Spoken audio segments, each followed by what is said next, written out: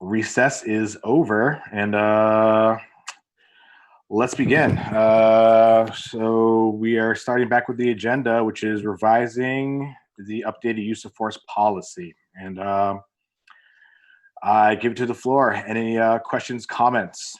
We need a motion to get started. I'm sorry. Do I have a motion to get to end recess and get started, picking up where we left off before? Commissioner Hart motions. Do I get a second? Second. See, I saw your all's hand there first. Sorry. You all seconds. All in favor, say aye. Aye. All right. Anyone have any questions or comments they'd like to start off with? Yeah, I have a point of actually just a point of concern, and maybe it's because everybody's out in front of me because I had to dip out at the end of the last meeting. But I just got this policy a few hours ago, and I hadn't really had a time to look at it. Even if we voted on this thing, I'd have to abstain because I'm not comfortable with rushing this thing at this point. Mm-hmm. That's where I'm at. Any other questions or concerns? Sure, I as well have a. Yeah, go ahead, Randall. All right, so it's not quite a question, it's not quite a concern, it's a comment which involves all three of those, I guess. So there's first, I mean, actually, I appreciate the format that this policy is in right now, and I appreciate the work that was done to get this into this shape. With the caveat that policies by themselves are never going to be sufficient. Policies by themselves can't hold officers accountable. Policies by themselves can't set department culture, things like that. Policies are important to have, as a necessary condition for getting officer accountability and getting the kind of culture that you want out of a police force. And I think that in many respects, this is a very good policy. And again, I appreciate the revisions that were made to accommodate some of my concerns from last time. So thanks, Chief Murat, for that. I will say there are some things which, while they're not going to stop me from voting for this policy today, there are things which I would like to, which I'm going to ask about in the future and might occasion to look at revising some of these things in the future. One is just reconciling the comments that are made about the use of lethal force in that section, which is section 2 of DDO 503. So that section on lethal force, actually I'm thinking about section 3. So section 3 in justification states in the last full paragraph of that section, it says that an officer's decision to use lethal force shall be evaluated from the perspective of a reasonable officer in the same situation. And so I would just want to kind of make sure in the future that there's no inconsistency between that statement and the other statements which are made throughout the document about the extent to which the policy imposes additional obligations on officers beyond merely the reasonable officer requirement. So, I mean, I would certainly not want it to be the case that the responsibility of using lethal force was essentially kind of less severe for an officer than the responsibility of using force in general. So, like I said, I don't think that is inconsistent, but I want to make sure that that language is consistent with the language in the rest of the document. And then I think maybe Yul was going to talk about this as well, but I also want to make sure that the police commission has the information needed to essentially kind of evaluate how officers, how this policy, if it's adopted, is having an effect on policing in the department, so that the police commission receives the sorts of updates that it would need in order to evaluate how this policy is being implemented. So I don't think that is something which would be in this policy itself, but it's something that the police commission would need to have in the future to make sure that we can assess how well this policy is working, what sorts of things might need to change in the future, et cetera. So with those comments being made, I actually do think that it's a good policy, and I appreciate the changes that were made. Thank you. Commissioner, I believe you all was next, followed by Commissioner Ash. Yeah, I think this question is more of John. If I'm not misunderstanding, I think last time we talked about you giving a summary of use of force twice a year. Is that correct or no? Yes, but I think that we ended up saying that was going to be part of the reporting structure that was outlined in the what's being designed for the police commission, rather than in this directive. Mm-hmm. So we talked about it in the context of what Chief Morrison has written with members of the police commission as a document for talking about. I actually think more regularly than twice a year. I think that we should be talking about complaints, et cetera, and use of force would be in that every meeting, so that we can stay on top of it in ways that don't allow them to stack up and end up with, twice a year having unconscionably long executive sessions. But what this does do is it says that the police commission are among those who get the reports on the use of force. For lethal use of force, it includes the police commission, as well as the state's attorney and the chief's legal counsel, of any administrative investigations outcome for lethal force. For regular uses of force, that would be something that would be, again, in that new outline for how we work with the police commission and codifying the existing relationship. All right. Well, I'm glad that you agreeing that it should be more than twice a year, and based on how I see it, I think it should be monthly. If it's not monthly, then quarterly. But based on the current system, what you have right now, like within the use of force, like what does does it including the officer involved, demographic, justification, type of use of force, the outcome, and the relevant documentation of written or video? Well, so I mean, in the use of force report section, which is identical to how it was, again, this is, I think that if you look at it, it is almost entirely the same as the document that we looked over together last week and that was given to everybody last week. The changes are only those things in red, and you'll see those in a handful of places. They're words that this body, said, I want this word, not this word. There are a couple places where they're phrases. The biggest changes are the movement of the reporting from lethal over to section 2. So from DDO 503 to DDO 502, because frankly, it isn't about just lethal force and shouldn't have been there. It should have been with all of the other, with every use of force. And then the other thing that is new is an entry about canines. And other than that, it's almost all about, word choice issues that we all had and clarifying a piece here or a piece there. So it really is the same thing that we looked at. With regard to reporting, that's now in the very end of DDO 502. It's X'd out in DDO 503. And it talks that every single report does include those things you're talking about. It includes it's going to include the officer's information. It's going to include the subject's information.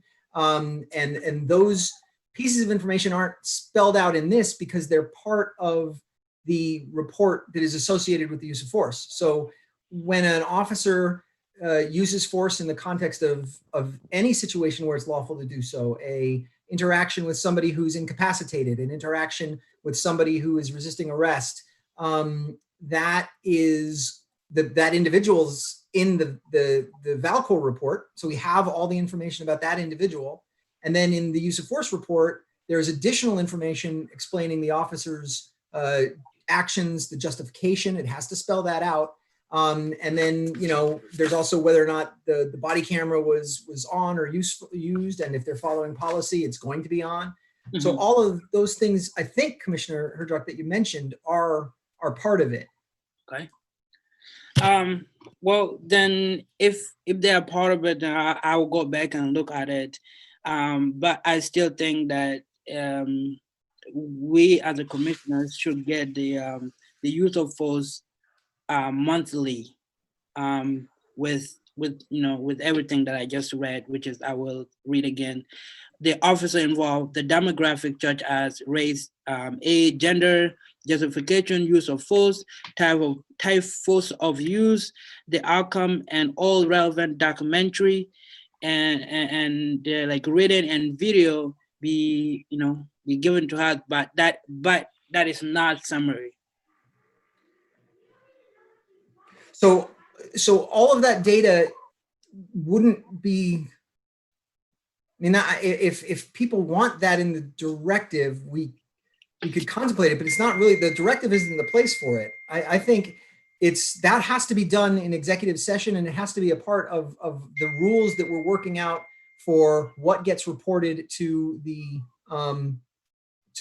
commission. And I'm happy to have those things worked in. I'm sorry, Commissioner Ash.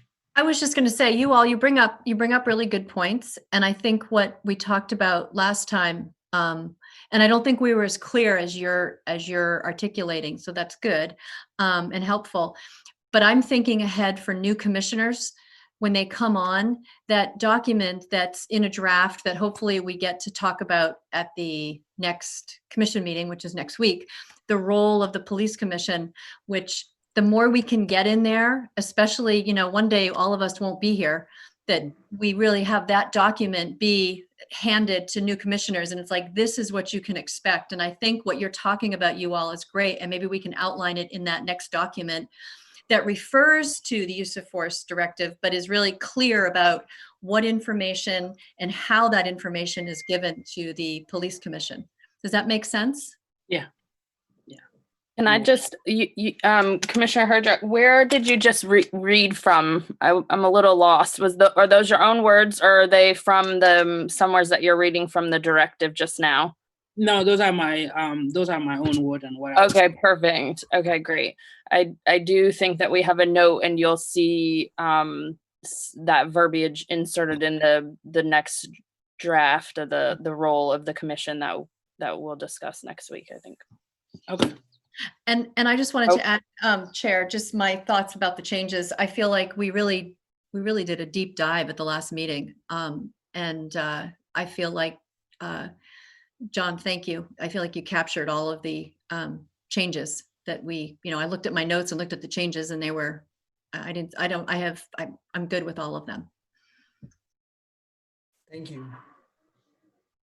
Commissioner Chair, I would just say that, again, having not had the opportunity to actually take a look at the changes and already stating that I was going to abstain from the vote, but still yet listening to this part of the conversation, I think that the point that Commissioner Herdrock brings up, I think the difference between it being in, say, for example, the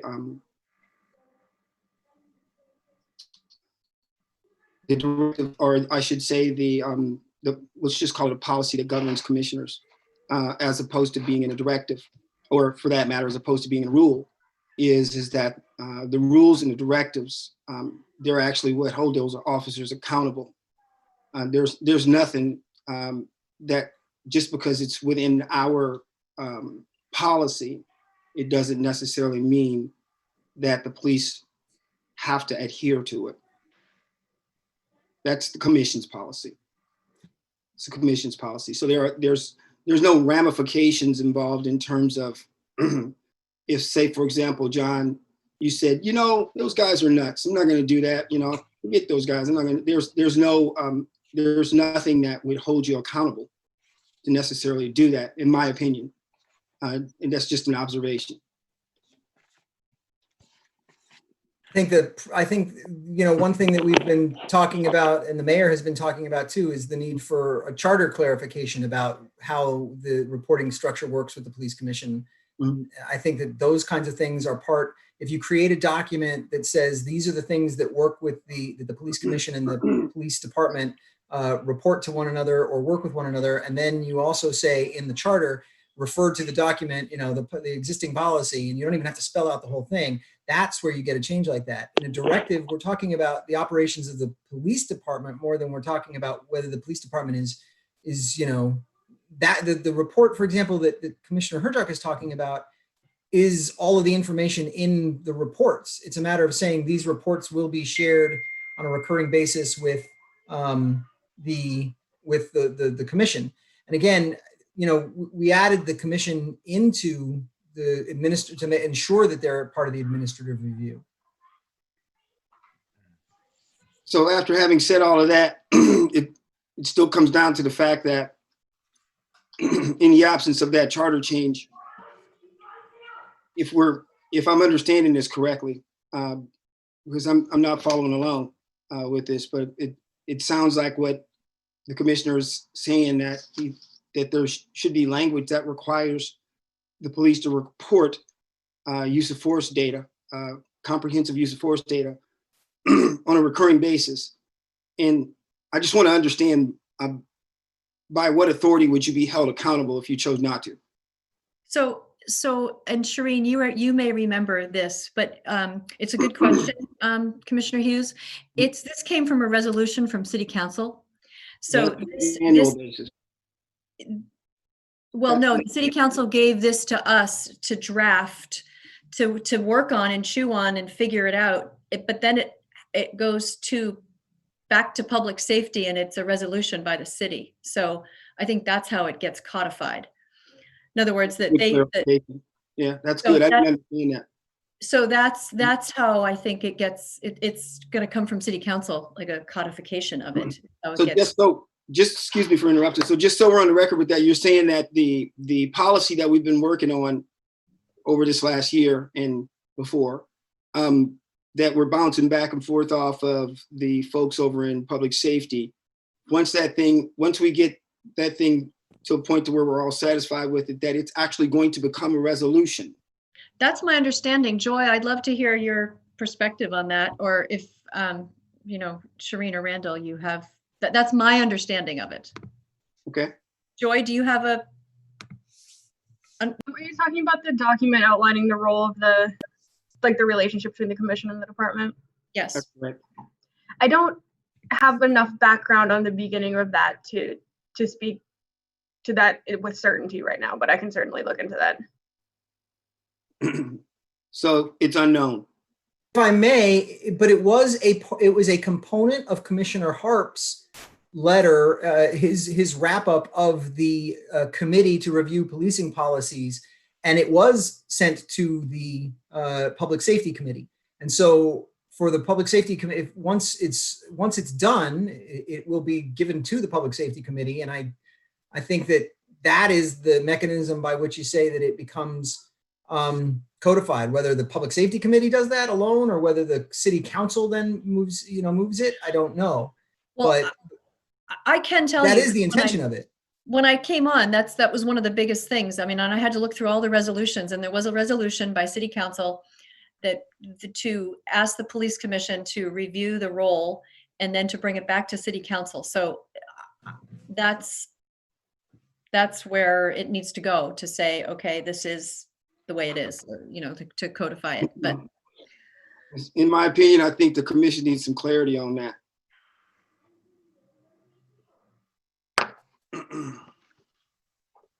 That's all I had.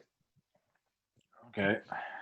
I have one actually further question, which I forgot to ask about. This is in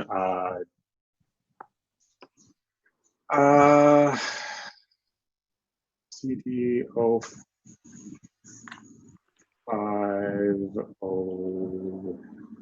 I thought it was an 02, but it is not. Let me see if I can find it. Sorry about that. It's going to be the part about amending reports. So there's language that indicates that, you know, use of force reports can be amended, but not once a report has been created, cannot be deleted. I was just wondering about the amendation process. So I was essentially wondering whether, sorry, yeah, it's on DDO 502, section 7, use of force reports, out of that page. So I was just wondering, essentially, if the use of force report is amended at a later time owing to memory recall or other factors, whether there's some preservation of the information in the initial use of force report, or whether the amendation completely overwrites the initial use of force report. I think Deputy Chief Sullivan can answer that, but the language is clear that the deletion of the original is not permissible. So it's not a wiki system where you're overwriting what was there before and replacing it. It is an addition system, and it's not unlike, Valcor does similar things. You add and you can clarify and you can continue a report going down, but you don't lose the material that's there. And I don't know, so that's a good question, Commissioner Harp. I'm not sure with our current database in Valcor. I want to say that the narrative section is more of a free-form section, so it would be possible for an officer to go back in and actually alter the document, is my understanding. I would have to put that to the test to see if that was actually the case. Our older system that we transitioned from about a year ago or so did not allow that. So when it was in there, I think you could add to it, but it preserved essentially the document. But that platform is no longer supported by Crosswinds. So we had to transition to what at the time was the most reasonable platform and easiest platform to transition to, which was Valcor, to ensure documentation continued. Thank you. So yeah, given that there's some ambiguity, I think, about what exactly the deletion of initial report might entail, I think I would certainly favor a system or clarification of the fact that any information which is initially given should not be, kind of irretrievably erased from an amended report, but that the emendations are clear, so that this is what's happening later, this is what happened earlier, and this is what supplants that. So I would certainly prefer that be the way things were implemented. Agreed. There should be an audit trail that is, and there is. I know that there is a timestamp trail for when changes are made, whether or not that preserves what was there or not. If Deputy Chief Sullivan's unsure, then I don't know. But it is. I think the rule in itself is clear that deletion is forbidden, and if you are able to discern deletion, that person has violated the directive. Clarifying what the technology does or doesn't do, and then making certain that it doesn't provide for that is something that we can do. It's not something that we can do tonight or even, right, in this document. That's a tech question that we're going to have to investigate and talk to Crosswinds about, the people who manage the Valcor system. Yeah, I will say, I will add as a further note, we are actually looking into a different platform that, for example, the Minneapolis Police Department, my understanding, is just adopted by a company called Benchmark. So it's an early warning platform, and it consolidates a bunch of different data, it pulls data from a bunch of different areas to provide early warning, and it also serves as a use-of-force database, is my understanding. So that's something that we're also looking at now, that we had been looking at apparently last fall, but was kind of put on the back burner because of everything that happened. Thank you. Yeah, I will disagree that the language right now, as it stands, is clear. I think that if I have a report and I don't delete that use of force report, but I change the justification section from one body of text to another, and the initial body of text is irretrievably deleted, that doesn't sound like it's a deletion. It's not clear to me that that's a deletion of the initial report. It's just a deletion of a section of the report. So, like I said, I think the language right now is not entirely clear, and I would like that. Again, from what your understanding to be right now, I'd like that to be codified in a future update of this. So I'll ask Joy about this too, and there may not be clear rules about it as long as there's agreement. I'm happy to change that to deletion of any text in initial reports is forbidden, however. And if that clarifies it sufficiently for you, then we can. For me, that would clarify it. I just won't circulate it again because I am hopeful that we can vote on this tonight. As long as you're clear in your motion that any change made during this meeting is going to be included, I think that's fine to do. I would have no problem with that textual change. And I would welcome that textual change, actually. Deletion of any text in initial reports is forbidden, however. If that's operationalizable from your perspective, then yep. DC Sullivan? Yeah, I don't see why that would necessarily be a problem. My experience has been that really it's been more an issue of adding material. You know, an officer will say something in summary, for example, the subject appeared intoxicated. Well, what does that mean? Describe your observations as to how you came to that conclusion. So I would say that it's usually an instance of them needing to add more descriptive material to the narrative rather than any sort of deletion. Thank you. All right. So I'm hearing that some of us aren't comfortable with voting on this right now. I personally am comfortable with the use-of-force policy as it stands. I do feel it does, it's better than the old one. I don't think it's perfect, but it is a step in the right direction. And I guess my personal thoughts on this is that at the end of the day, I don't know if use-of-force policy will necessarily saves or helps anybody. If anything, I feel it's reactionary in that it allows us to then, I guess, administer punishment after a said thing has happened. With that said, I am happy to, I guess, table this so people can fully see this document, as seeing how we only received a couple hours ago. So I am supportive of pushing, I guess, ratifying this or moving this to the agenda of our next meeting this coming Tuesday. So I personally, I think we spent hours doing this, and I'm gonna make a motion that we pass this policy with the changes that Commissioner Harp brought up that are going to be, in the notes and changed. So I make a motion that we take a vote on this tonight. I second that motion. And I'm happy to explain my reasons if people want to in the discussion. In discussion, I would say, again, like I told you from the beginning, I got this policy, you all got this policy just hours ago. I don't care how many hours you spent last meeting. I'll speak a little slowly so the press can catch this. But I call shenanigans because there's no way you will ever get me to vote on a policy that you send me hours, John, before meeting, ever. Never. It'll never happen as long as you're chief, ever. And I would just like to tell you that I'm hearing the Commissioner Harp saying that he's in agreement with modifications to this policy unseen. We're talking about it, and what we're saying is I quote, any changes made to this text will be incorporated during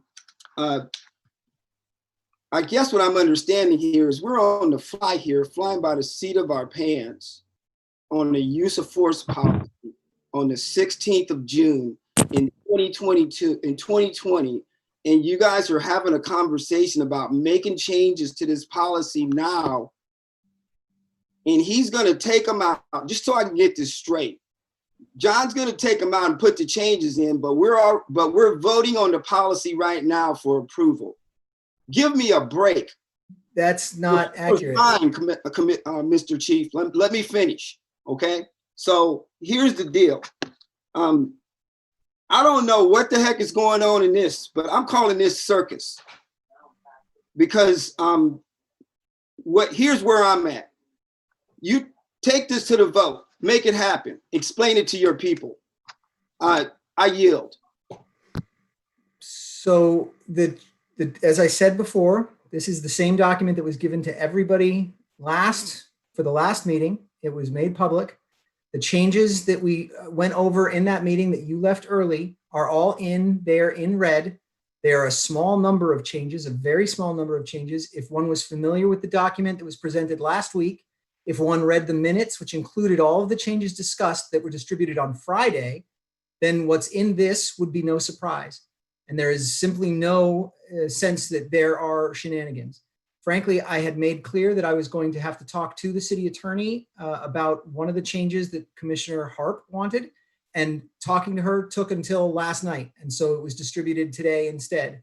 But the changes that are in it were all publicized during the minutes that were distributed more than 4 days ago now. The document itself is identical to the one that was distributed more than a week ago now, I believe. I may be off by a couple days. It may have been 5. But the idea that this somehow is a wholly new document that was given only 4 hours ago with no one to have time to review is not factual. Thank you, John. I'll reclaim some time. And I would just say this. I didn't join the commission to trust your word on that. Everything I sign, I read. If I can just say a few things. Yeah, so on the one hand, yes, all the changes in the current use of force policy document that we're voting on tonight, with the exception of the thing that was just discussed, those were all discussed in the previous meeting. Every single change was a change that we had discussed in the meeting. It's just put into the document itself. The second thing that I would say for why I would like to have a vote on this, why I'm voting in favor of a vote on this today, is that this use of force policy has stronger requirements for officers than the policy which is in place right now. Not voting on a use of force policy does not absolve officers of the responsibility to use force correctly. In fact, it just leaves them at a lower standard of responsibility than what this document would give them. So currently, the use of force policy does not make explicit that officers have all these affirmative duties for de-escalation, all these affirmative duties for deceleration, et cetera. It might be part of department training, it might be part of kind of what has been part of department training in the past, but it is not part of policy. And so that makes it more difficult for the commission to hold an officer accountable for a violation of policy if it's not actually in the policy. So I would prefer to have a stronger policy in place for Burlington Police Department officers' use of force. This document is a stronger policy, and it's one that we've discussed for last week. I understand the concern about receiving a document before voting on it, but again, every single change that I've seen, with the exception of the one that I just requested and just discussed, was discussed in the previous meeting. So I'm voting to, and that's why I'm voting in favor of holding a vote on this document today. Mr. Chair, I would just appreciate the commissioner's comments and just just hold to simply the fact that of course we all reviewed the document. I also reviewed the document. I'm also aware of many of the changes, not all of them. And I was waiting for the document. Now, this is just me individually. If the commission feels fine receiving the changes that you walked through last week, and everybody on this call somehow or another has that kind of time to drop what they're doing and validate those changes in a matter of hours, then that's great. Just I'm asking, just appreciate the fact that I'm not where you are, and I didn't come to take the chief's word for it, and I certainly didn't come to take the rest of the commission's word for it. I'm not in a position to want to sign off on this document. If there's a sense of urgency, and I don't necessarily even agree that this document is even stronger, having not had the ability to review it myself. I'm still trying to figure out what the hell excited delirium is. But at any rate, this is where I'm at. If the commission feels you want to take a vote, don't let me stop you. I think I'm on record.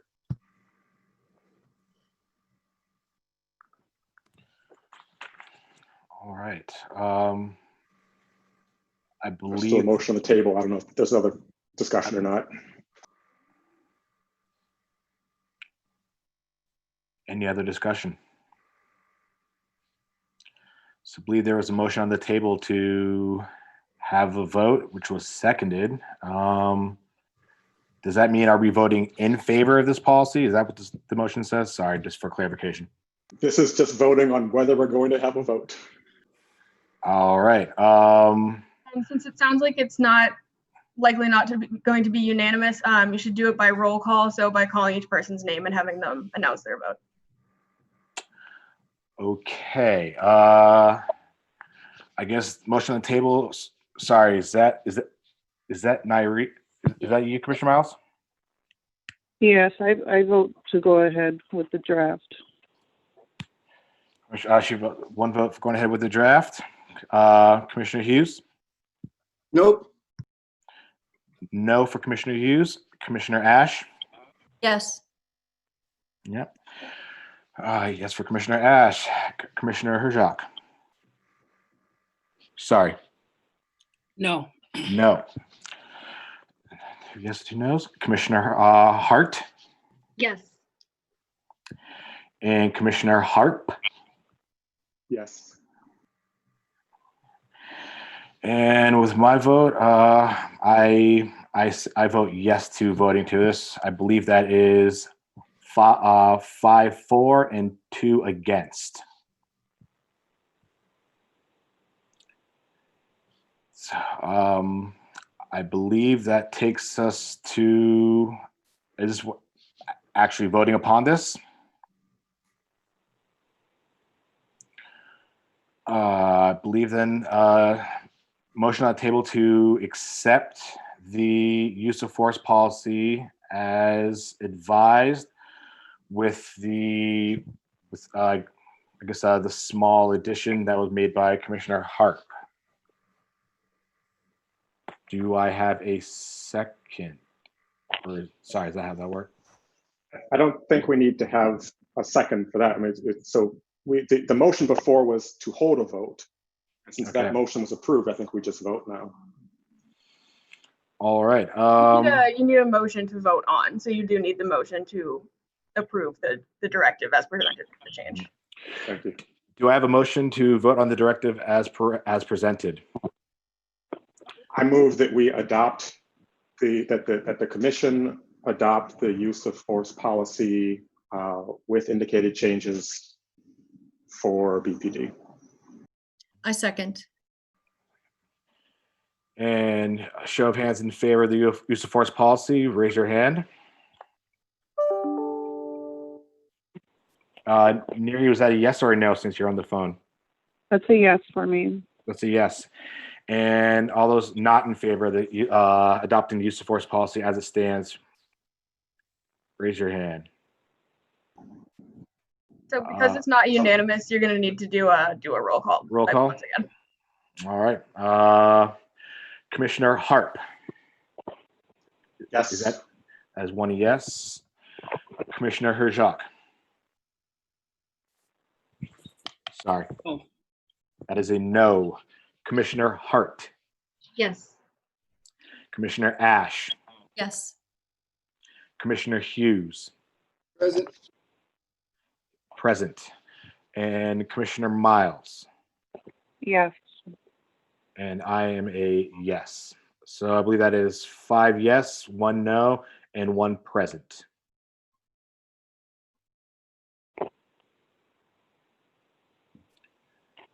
I believe with that, that is the conclusion of the agenda. I make a motion to adjourn this meeting. Is that correct? I'll second it. Commissioner Ash seconds it. All in favor of adjourning this meeting, hand raised. I'm sorry, quick discussion. Do we need to discuss any items for a future meeting, or should we just? have that discussion later. Usually before the end of a meeting, there's discussion of future business, but because this was a special, an emergency meeting, I don't know whether we just didn't include that on the agenda. I don't know if you can do anything to stop an adjournment. Well, this is the discussion part of the So vote, I thought. last meeting, I think because this was a special meeting, it was just to address this document. I have, which I'll send out, it'll be published tomorrow with the notes from the previous regular meeting for the discussion points. And we can put some input on that before it gets published tomorrow if you have something specific. All right, cool, thank you. There's generally not debate allowed on a motion to adjourn, but if you want to debate, you can withdraw the motion and have discussion or just go forward. Okay, so motions to adjourn are separate from other motions? Yeah. Okay, thank you. Didn't know that. I guess I withdraw my motion to adjourn if you want to talk about things we want to have on the Nope. agenda for next time. Nope, let's. I don't have a second, so. I'm sorry. Sorry. Don't have a second for. I believe Commissioner Ash seconded the adjournment of the meeting. So all in favor of adjourning the meeting, say aye. Aye. Aye. Commissioner Miles, is that a yes? Yes. Yep. I think I saw 1, 2, 3, 4. I did not hear a response from you, Commissioner Herzog. Was that? I'm sorry, the question again? Sorry. Is this? Are you in favor of adjourning the meeting? Yes or no? Yes. I believe that is 6-4, and Mark has did not vote. So 6-4 and 1 abstention. So I believe the meeting is adjourned. Thank you. Thank you. Thanks, Chair. All right. Thank you. Thank you all being here. For everyone in the public, thanks for tuning in, and we will see you next week for our regularly scheduled meeting. Have a good night, everyone. Thank you. Thank you.